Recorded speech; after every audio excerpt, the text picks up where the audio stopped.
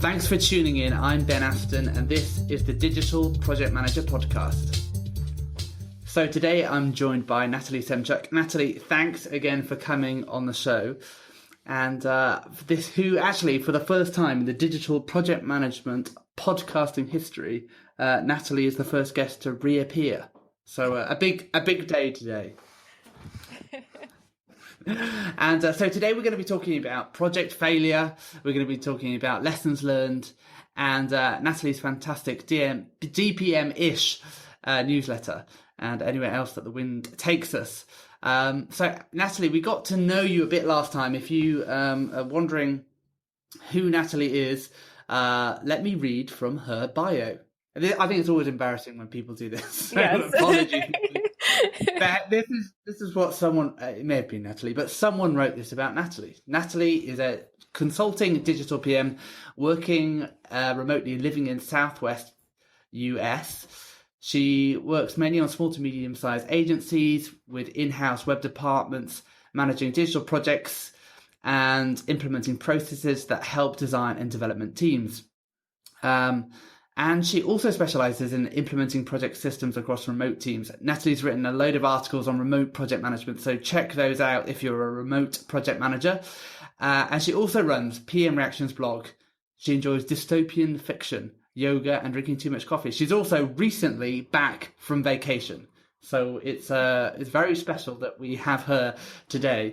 But actually, southwestern US, it does sound a bit like. Are you hiding from somebody?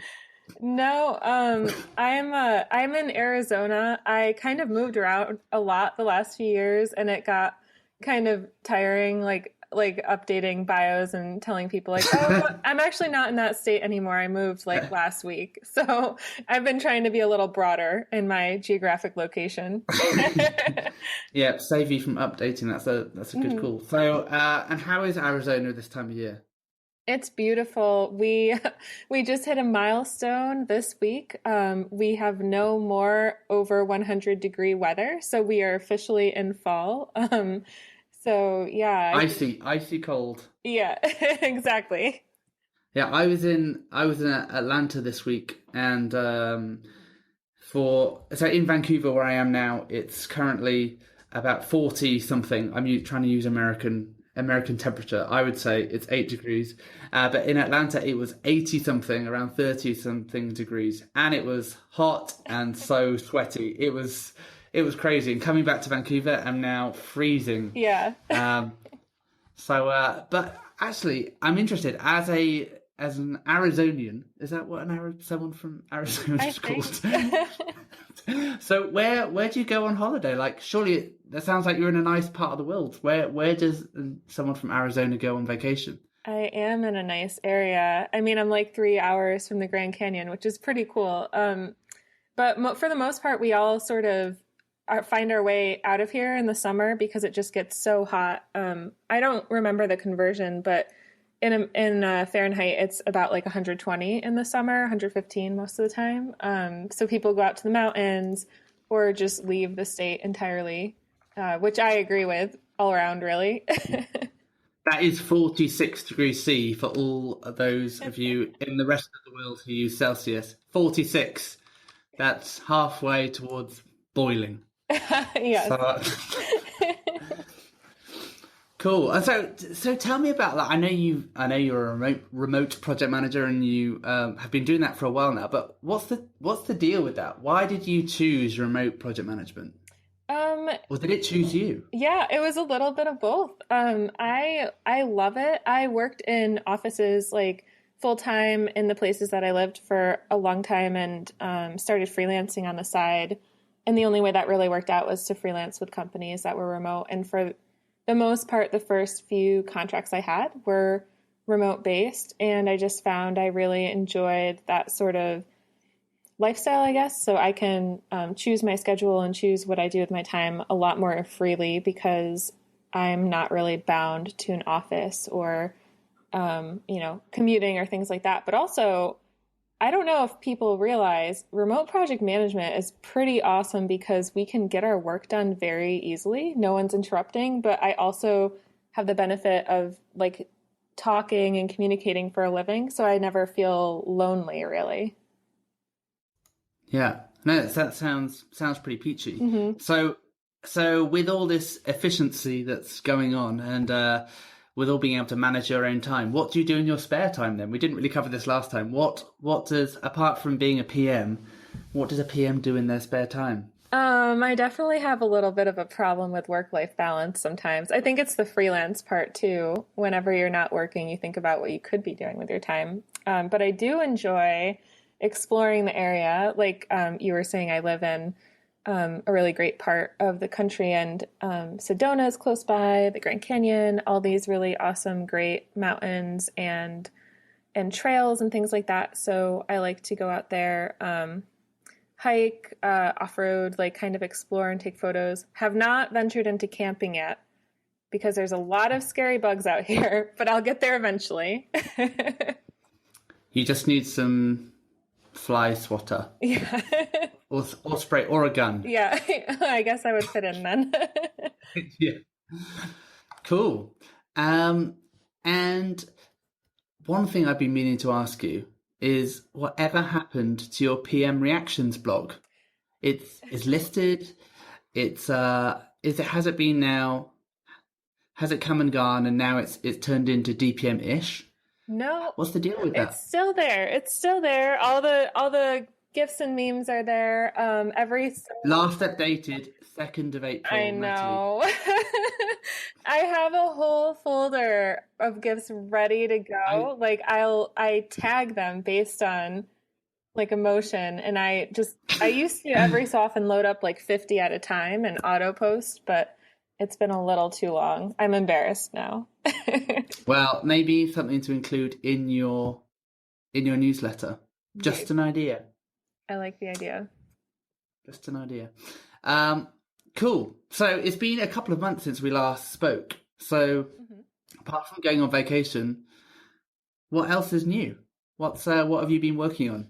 Have you found any new cool tools? What's new? I've been doing a couple of new things. I finished out a few projects this summer, started a new one right after vacation with an agency in New York City. Before that, an agency in Montreal, and it's been great. I've been working with kind of a range of client projects, and between that and working with sort of more structured agencies that all work in one location but support remote work. I'm the only full-time remoter. It's been really nice to sort of see their processes and how they set things up and contribute to those changes. So I haven't used too many new tools recently. I did get very into Team Gantt and Gantt charts recently. Again, I kind of used it for one project a long time ago, stopped for a while, got right back in, and am relearning the ways of that. Trying to think of any other cool tools. I've been using MeisterTask, which is sort of Trello-ish. I'm not sure how it is with a team, but with a very small team or freelancers, that's been working pretty well. And I think that's about it. Nice. I've never heard the term "I'm a remoter" before. Is that what you call yourself in the biz? Yes.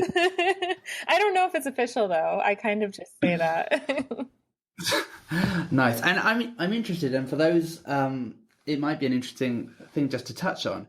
So you work as a DPM and you've remotely, you're working with agencies all over the place. In New York, in Montreal, other parts of the States. How do you get these remote PM gigs? Oh man, I think that's probably one of the biggest questions for freelance in general. When I first started, I looked for people looking to hire their first PM because they weren't really sure. Typically, when you hire someone for the first time, like in the first role, you're not really sure how much work you have to fill their plates. So that's kind of where I found my space. But in terms of remote PMing for like agencies and larger companies like that, a lot of it has been word of mouth. Knowing one person who moves to another agency who then knows someone looking, or just sort of being out there, speaking at conferences, writing articles, things like that. And I typically am not, like, I typically don't initially communicate with a person who needs to work with me. It's like another PM who needs a lot of help and they've identified that and they kind of want to make it work. Or it's a business owner understanding they might need some space for their team to hire. So it's kind of a mix. So welcome back to the Digital Project Management podcast for part 2 after Natalie and I, well maybe mainly me, suffered a tragic internet failure. So this is the beauty of live. And so Natalie, thank you for telling us about how you get your remote project management gigs. I will have to listen to the podcast to find out what you said. But hopefully it's good. because I disappeared. But let's talk about your article. And if you haven't had a chance to read Natalie's latest article on the digitalprojectmanager.com, go and check it out. We've called it Why and How to Document Lessons Learned. And the brilliant thing about this is that it's not just all boring theory, but we've included, or Natalie has created, some really handy lessons learned templates that you can download. And just to say, if you're trying to download them and you've got an ad blocker, you will need to turn it off because otherwise it won't work. But don't you just hate it when you find a template and you think, oh yeah, that sounds good, but you've got no idea how to use it? Well, the good thing is, rather than just being an empty template, we've given some PM inspo. Yes, that is a valid hashtag, I think, or will be soon, complete with some lessons learned filled in, so you can get a head start in filling out the lessons learned template. So let's talk about lessons learned for a second. Why is lessons learned even a thing, Natalie? Isn't that just the same as a project retro? What's the deal with lessons learned? Well, I know there's an official sort of PMI like framework around this. I'm not like formally trained, and to me, I see it more as project retros are really awesome with your team at the end of a project. But in order to sort of like perpetuate change and understand where things continually go wrong or are done well, and how to apply that across multiple projects, especially if you're at an agency long term or working with the same people longer term, it's really important to be able to track and understand that and grow from your experiences. Cool. Yeah, I think that's so true. And why do you think it is? I mean, do you find that on projects, or it must be interesting for you actually working with different agencies and different teams, do you find that they're consistently all making the same kind of mistakes? Do you find yourself writing the same lessons learned each time as you're working with different agencies, or how does that work? Yeah, in my experience, it's always the same mistakes and the same pains. Everyone has these commonalities. I mean, I think you can see that when you go to any kind of conference, like in our industry, and you see the different talks and always talking about, conquering this project issue or, that design process issue. So I definitely think that every agency has that typical same overarching mistake or pain or whatever in their processes. And it's always interesting to see how different teams conquer that or deal with it if they haven't quite figured out how to fix it. So that's been huge for me. And I like to be able to at least track for myself what I learn and what I see and how that might change my perspective when I go onto different projects with different companies. Yeah. So what do you find is then, like, what's your top 3 common problem areas you think that PMs are encountering? I think there's always issues around sort of that estimating, project kickoff, like project expectation area.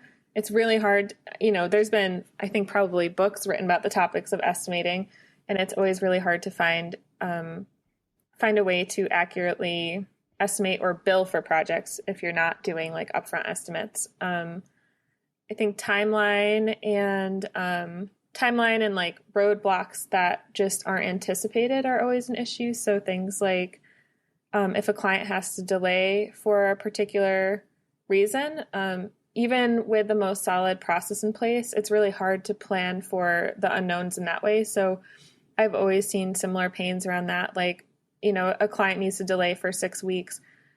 We might have a process in terms of like contractual obligations or how we bill that out, or how we take a project back in. But there's not a really great way of handling that on like the capacity or resource side. And I guess the third thing, I think handling everyone's expectations is always an issue. There are lots of really great ways to document and update people in meetings and things like that, but there's always going to be some sort of expectation management, especially on a more agile and collaborative teams. It's harder because you don't always have that one true source of info. It's harder to make sure all of those loops are closed and addressed appropriately.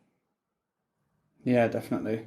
Yeah, no, I think that's great. And just on as a heads up for those who are listening to the podcast, I'm actually working at the moment on a estimating mega article, which Natalie pointed out was one of the things that we often struggle with, that we're going to launch in the next few weeks. So look out for that. But for me, yeah, one of the most common problem areas I think that I seem to find is, always around the ownership of requirements. And on different teams, it works in different ways, but there's always a bit of uncertainty over exactly who's the person that owns the technical requirements. Does it start with the user experience architect? What role does the business analyst play? What role does the technical director play? What role does the PM play? Who's actually defining exactly how this thing works and the requirements? Especially as we are doing like increasingly technical projects, not just owning those requirements, but managing them as they evolve throughout the process, I think is a problem that just seems to crop up again and again. And I think that part of the reason is because how that ownership changes throughout a project is partly to do with how well the team's collaborating together and who you have on the team and what kind of project it is. So it's very difficult to make a singular process that works for everything across all projects and across all teams. But I don't know if you found that at all. Yeah, actually, I couldn't have said it better myself. That's always a huge struggle for me. And you're right. I think the root of it is like you can't always make a process that works perfectly for every person and every step that like in that way to collaborate together. So yeah, it's a very real problem for me. I feel like I'm going through that right now. Yeah.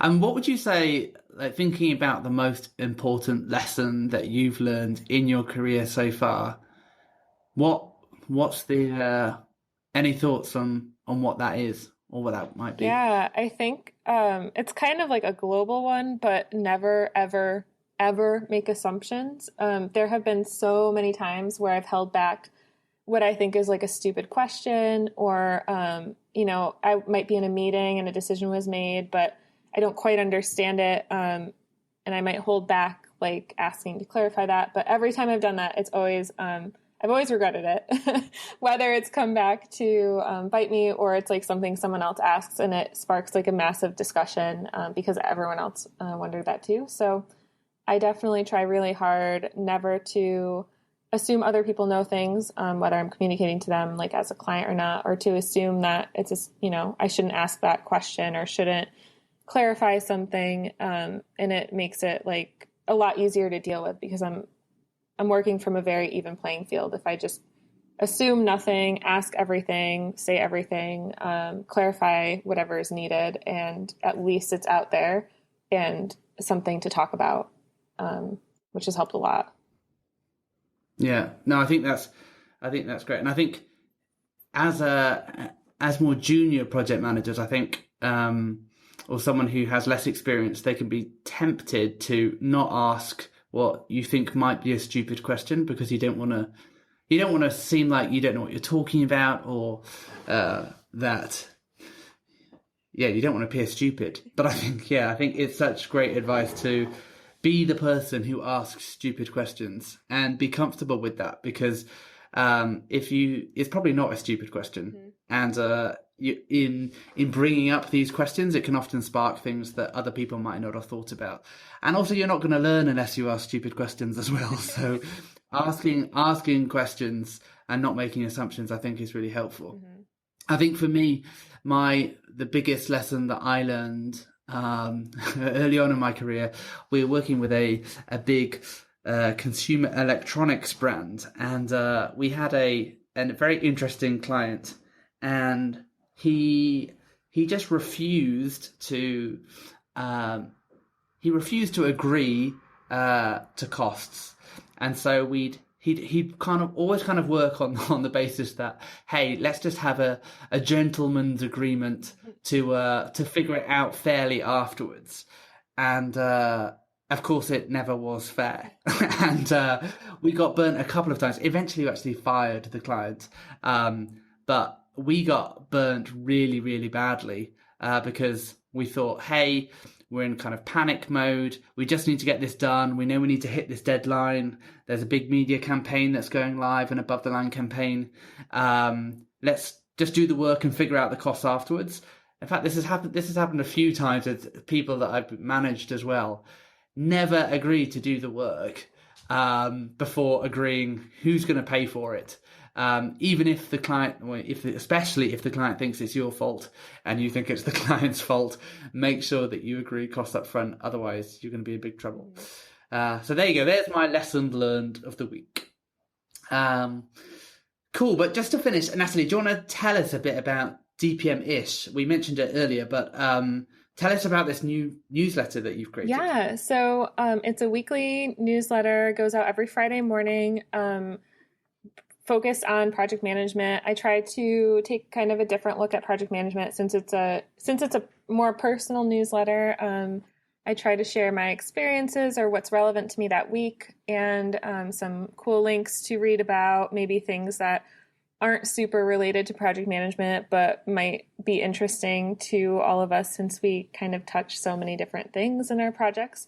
And this week I just launched a new feature with Patrice Embry of the PM Advice blog. So we're doing Ask a Project Manager every few issues, and you can submit your questions and she'll answer them. It's pretty awesome. I'm really excited about this week's topic. It went out this morning, and a link to the newsletter will be up on dpmish.com soon. Excellent stuff. Cool. Well, we are going to wrap it up there. Natalie, thank you so much for joining us on the second podcast that we've recorded today with you. And hopefully this will all come together beautifully. But if you'd like to contribute to the conversation, if you'd like to download the lessons learned template, go to thedigitalprojectmanager.com, check it out there, and be sure to join our Slack team as well, where you can find all kinds of interesting conversations going on, especially, I have to say, in the remote PM team or Slack channel that we have. Of all the channels that are going on, if you're a remote PM, there's lots of people chatting all the time about what they're wearing and whether or not they're going for coffee. So it's always entertaining to follow the discussion. Even if you're not a remote PM, they're always talking about interesting things. So check that out too. But until next time, thanks for listening.